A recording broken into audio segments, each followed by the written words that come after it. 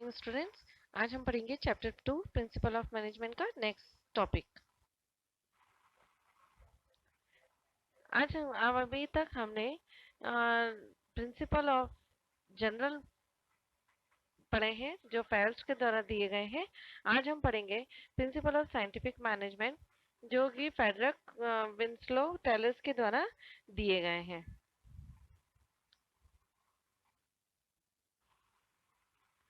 उन्होंने अपने 4 प्रिंसिपल्स में बताया है। पहला बताया है science not rule of thumb, harmony not discard, corporation not individualism, development of every person to his or her greatest efficiency and prosperity। अब हम इसको डिटेल में पढ़ते हैं। पहला है science not rule of thumb. Taylor's ने यहाँ पे सजेस्ट किया है कि जितने भी वर्कर्स हैं वो किसी भी मेथड को या फिर जितने भी वहाँ पे प्रोडक्शन एक्टिविटीज होती है या जो टाइम है या फिर जो मैनेजर्स ने जो टाइम या मेथड बता रखी है उन्हीं टाइम और मेथड को फॉलो करते हुए ही काम करेंगे। उनका ये कहना है कि यदि मान लीजिए एक ऑर्गेनाइजेशन में एक टॉप लेवल मैनेजमेंट है वो अलग कुछ ऑर्डर फॉलो करने के लिए कह रही है और मैनेजर्स कुछ अलग ऑर्डर फॉलो करने के लिए कह रहे हैं, तो यहाँ पे दो बॉस के हिसाब से यदि ऑर्डर मिलते हैं तो वर्कर्स कंफ्यूज हो सकते हैं। तो उन्होंने कहा है कि जितने भी वर्कर्स हैं वो साइंटिफिकली जो सही है उसको सोचकर काम करना है, क्योंकि यहाँ पर उन्होंने इसी चीज को इनकरेज किया है कि पहले सोचो कि कौन सा काम पर्टिकुलर जॉब के लिए बेस्ट होगा या कौन सी प्रोसेस या टेक्निक पर्टिकुलर जॉब के लिए ठीक होगी, वही काम करना है, वही टेक्निक यूज करना है। Harmony not Discord. Harmony that means unit wise या ग्रुप वाइज या फिर एक साथ होकर काम करना। जैसे हमने पहले भी बताया है कि जितने भी ऑर्गेनाइजेशन है वो यदि एक साथ मिलकर काम करेगी तो वो ज्यादा से ज्यादा जो ऑर्गेनाइजेशनल गोल है जैसे मोर अर्न करना वही वो अचीव कर सकेगी। तो ज्यादा से ज्यादा अगर हम एक साथ मिलकर काम करेंगे एक ही डायरेक्शन में जाकर काम करेंगे तो हम ज्यादा से ज्यादा अर्न कर सकते हैं। Corporation not individualism. That means कि जितने भी मैनेजर्स हैं या जितने भी टॉप लेवल के मैनेजमेंट है वो वर्कर्स को अपने साथ लेकर काम करें, ताकि क्या जैसे अगर मान लीजिए मैनेजमेंट ये सोचे कि वर्कर्स तो एक हमारे एम्प्लॉय हैं और उनको हमको जो काम देना है वही करेंगे, या वर्कर्स ये सोचे कि टॉप लेवल मैनेजमेंट है और यदि हम डिससेटिस्फाइड होंगे तो हम इनके खिलाफ स्ट्राइक भी कर सकते हैं या फिर काली रिबन बांध के हम डिससेटिस्फेक्शन को शो भी कर सकते हैं। लेकिन अगर मैनेजमेंट ये सोचे कि वर्कर्स हमारे फैमिली है, हमारे फैमिली का पार्ट है, तो उनको कोऑपरेट करके काम करना है। वर्कर्स ये समझे कि मैनेजमेंट जो है वो हमारे फैमिली के टॉप लेवल से रिलेटेड है या जो हमारे बड़े हैं वो है, तो हम अपने अधिकार समझकर उनको कोई भी काम बता सकते हैं। तो मैनेजमेंट और वर्कर्स को कोऑपरेशन के साथ ऑर्गेनाइजेशन में काम करना है ताकि वो साथ में रहकर मोर अर्न कर सके। नेक्स्ट है development of workers to their greatest efficiency and prosperity. किसी भी ऑर्गेनाइजेशन में कोई भी एम्प्लॉय परफेक्ट नहीं होता है, कंप्लीट नहीं होता है, उसे पहले ट्रेन होना रहता है, उसी के बाद वो उस पर उस पोस्ट के लिए या उस वर्क के लिए एलिजिबल होता है। तो यहाँ पर टेलर्स ने सजेस्ट किया है कि हर काम के लिए या हर मोड़ पर या फिर हर पोस्ट के लिए हम पहले एम्प्लॉय को ट्रेन करना होता है। जितनी भी मैनेजमेंट है पहले उन्हें ट्रेनिंग दे उनके एबिलिटी के अनुसार, उसके बाद ही उनको पोस्ट या जॉब असाइन करें। क्योंकि जितने भी वर्कर्स हैं दूसरा जितने भी वर्कर्स हैं कभी भी ट्रेनिंग के बिना कोई भी काम परफेक्टली नहीं कर सकते हैं। दूसरा उन्होंने ये भी बताया कि जितने भी जॉब असाइन कर रहे हैं वर्कर्स को वो उनकी कैपेबिलिटी के अनुसार ही उनको असाइन किए जाएं या उनके इंटरेस्ट के अकॉर्डिंग ही असाइन किए जाएं। अगर मान लीजिए जो काम उनको दिया जा रहा है उसमें उनका इंटरेस्ट नहीं होगा तो वो प्रॉपर वर्क नहीं कर पाएंगे। नेक्स्ट उन्होंने ये प्रिंसिपल्स जितने दिए हैं टेलर्स ने उनको फॉलो करने के लिए कुछ टेक्निक्स बताई हैं कि वो प्रिंसिपल को कैसे फॉलो किया जाता है। तो पहले उन्होंने बताया है फंक्शनल फॉरमैनशिप। फंक्शनल फॉरमैनशिप मतलब कि फंक्शन के हिसाब से काम करवाना।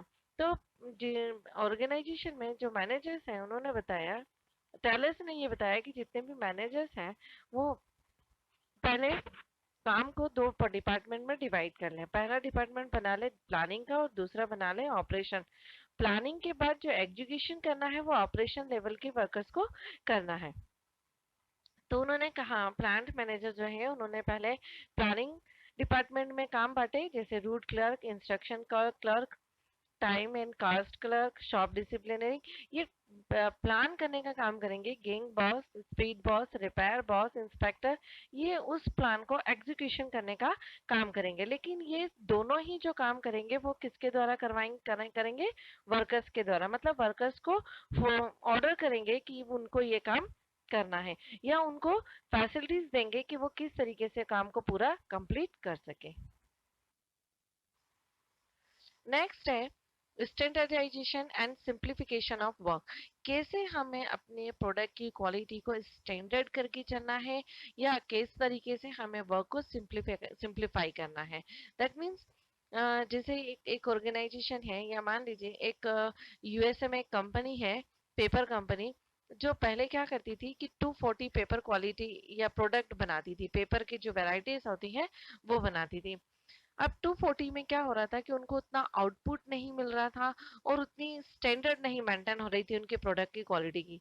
तो उन्होंने क्या करा, अपने 240 जो वेराइटीज है उनको उन्होंने 40 वेराइटीज में कन्वर्ट कर दिया। मतलब 240 की जगह वो सिर्फ 40 प्रोडक्ट ही बनाते हैं, वेराइटीज के प्रोडक्ट ही बनाते हैं। तो उससे क्या हुआ कि उनकी ग्रेड भी चेंज हो गई, उनके जो प्रोडक्ट है वो स्टैंडर्ड भी हो गए और उनके आउटपुट भी ज्यादा से ज्यादा आने लग गया। मतलब हम किस तरीके से क्वालिटी को मेंटेन करते हुए अपने वर्क को सिंपल बना सकते हैं। नेक्स्ट है method study. Method study that means वह वे या वह मेथड यूज करना जो हमारे वर्क के लिए या जो हमारा आउटपुट है उसको ज्यादा से ज्यादा अर्न कर सके। जैसे मान लीजिए कोई ऐसी मेथड जिसे हम बार बार ऐसे रिसर्च करें कि एक वर्कर को दे दें कि 100 पीस या बनाने हैं, तो 100 पीस के लिए वो कौन सी मेथड यूज करेगा। ऐसे अलग अलग वर्कर्स को अलग अलग मेथड यूज करने के लिए दे दें। या एक सिंपल एग्जांपल में समझाऊं कि अगर रॉ मटेरियल लेकर आना है, रॉ मटेरियल के लिए 3 वर्कर को काम सौंपे। तो एक वर्कर ने क्या करा कि रॉ मटेरियल जो कि हम सिंपली तौर पर ला सकते हैं, तो रॉ मटेरियल लेके आना है। तो उस रॉ मटेरियल के लिए लेने के लिए उन्होंने एक बाइक इस्तेमाल करी। बाइक इस्तेमाल से ऑन टाइम भी वो लेकर आ गए, लेकिन 1 घंटे का टाइम में वो बाइक से गए और बाइक से लेकर आ गए। लेकिन वो उसमें क्या हुआ कि कन्वेंस चार्ज लग गया। दिस सेकेंड मेथड में हमने कहा कि साइकिल से गए और साइकिल से वो रॉ मटेरियल को रख के लेकर आ गए, तो वो ऑन टाइम भी आ गए। थर्ड ने क्या किया कि पैदल गए और पैदल रॉ मटेरियल लेकर आए। तो ये तीनों मेथड में जो मेथड हमारे लिए बेस्ट होगी, जो हमें सबसे ज्यादा बेनिफिट दे रहे हैं, प्रॉफिट दे रहे हैं, हम उस मेथड को अपनी टेक्निक में कन्वर्ट करेंगे या फिर उस मेथड को चूज करेंगे। फिर है motion study. Motion study that means कि हमारे पास जो अनवांटेड चीजें आती है या जो अनवांटेड मूवमेंट्स है, जो अनप्रोडक्टिव मूवमेंट है, उनको वहां पे से बाहर फेंक देना। हमें जो काम दिया गया है हम उस पर्टिकुलर जॉब के लिए ही अपने मोशंस को करें। मोशंस मतलब कि क्रिएटिविटी करें। अदर्स के लिए हमारे पास कोई काम नहीं होना चाहिए। मतलब इसमें ये आइडेंटिफाइड कराया है कि जो प्रोडक्टिव मोमेंट है जो और जो अनप्रोडक्टिव मोमेंट है उनको अलग अलग करना। जैसे एक एग्जांपल से बताते हैं कि एग्जांपल में दिया है, जैसे एक कंपनी है जहाँ पे मशीनरी को ठीक करने के लिए जितने भी वर्कर्स हैं उनको बता दिया है कि टूल बॉक्स कहाँ रखा हुआ है। अब टूल बॉक्स के जिस टेबल पे रखा है उसी के नीचे हमने एक स्टूल भी रख दिया है। टूल बॉक्स को हमने कहा कि जितने भी वर्कर्स है, जैसे टूल वो आते हैं, मशीन खराब होती है तो आते हैं, टूल बॉक्स से औजार लेते हैं और लेकर जाते हैं और फिर वापस उसको रखने के लिए आते हैं। तो यहाँ पर अगर उसी के नीचे, उस टेबल के नीचे एक स्टूल रख दिया, अगर कोई एम्प्लॉय आता है और स्टूल बाहर करता है, उस पर बैठता है, औजार निकालता है, फिर वापस जाता है और मशीन ठीक करने के बाद वापस आता है, फिर स्टूल को निकालता है और बैठकर फिर औजार रखता है, फिर स्टूल अंदर रखता है। तो ये स्टूल को निकालना और रखना, ये एक तरह से अनप्रोडक्टिव एक्टिविटीज है, जो कि हमें अपनी प्रोडक्टिव एक्टिविटीज में कोई काउंट करनी ही नहीं चाहिए, क्योंकि इतनी मूवमेंट में हमारा प्रोडक्शन वर्क अननेसेसरी रुक सकता है। फिर है टाइम स्टडी। टाइम स्टडी मतलब वही है कि हमें कितने समय में कितना काम दे दिया दिन करना है।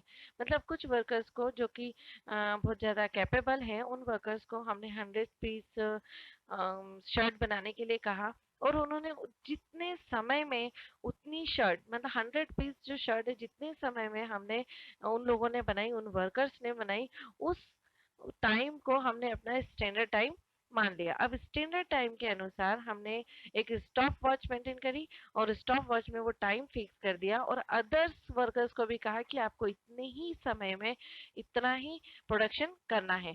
तो वो क्या हो जाएगा, आपकी एक रिकॉर्डेड हो जाएगा कि हम किस तरीके से अपना काम को और ज़्यादा स्पीड में करवा सकते हैं, या कितना वो पर्टिकुलर टास्क के लिए हम कितना परफॉर्म कर सकते हैं। नेक्स्ट है फटीग स्टडी। फटीग स्टडी मतलब कि ऑर्गेनाइजेशन में कितने घंटे वर्कर काम करते हैं और उतने घंटे में कितना रेस्ट इंटरवल होता है।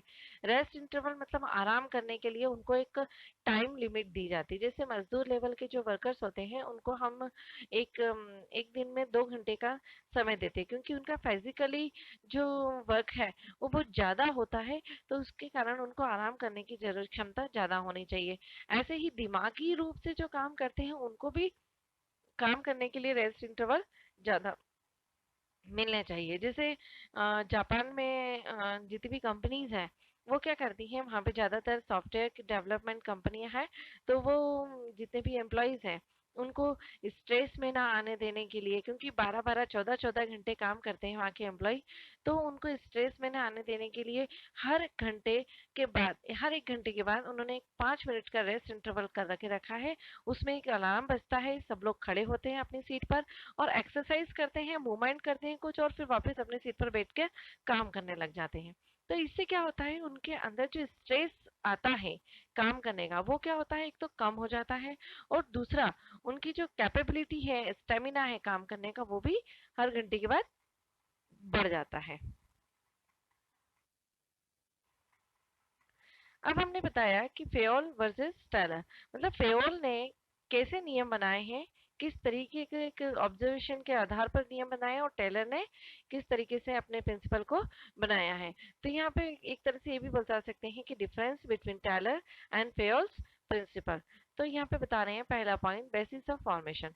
Basis of formation that means कि कैसे फॉर्मेट किया गया है। तो हेनरी फेयर ने पर्सनल एक्सपीरियंस पर प्रिंसिपल बनाए हैं, और टेलर ने ऑब्जर्वेशन पर प्रिंसिपल बनाए हैं।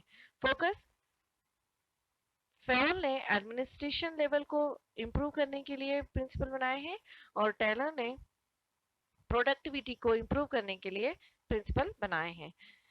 एप्लीकेबिलिटी, फेयोल के जितने भी प्रिंसिपल हैं वो यूनिवर्सल है, लेकिन टेलर के ज़्यादा से ज़्यादा सिचुएशन, स्पेशलाइज सिचुएशन, जैसे मैंने बताया कि मैन्युफैक्चरिंग कंपनी पर ही ज़्यादा इनके प्रिंसिपल को फॉलो किया जाता है। पर्सपेक्टिव, टॉप लेवल मैनेजमेंट है, और इधर लोअर लेवल मैनेजमेंट है या शॉप फ्लोर लेवल मैनेजमेंट है। Personality, practitioner and known as the father of general management, scientist and known as father of scientific management. Next human element, यहाँ पर जितने भी ह्यूमंस को देखते हुए प्रिंसिपल बनाए हैं, जैसे इक्विटी है, स्टेबिलिटी है, या टेनर है। नेक्स्ट, अपने टेलर ने प्रोडक्शन को इंक्रीज करने के लिए ज़्यादा से ज़्यादा ध्यान दिया है। Emphasis, greater emphasis on tools and standardization of work, that is general theory of administration. Taylor's के द्वारा emphasis on principle and theory of general administration, that is scientific management. Unity of command, staunch prosperant that orders should be received from one boss. Only one boss के through आपको order लेना है. यहाँ पर बताया I did not feel that it is important as under functional foremanship a worker receive order from 8 specialists. Thank you.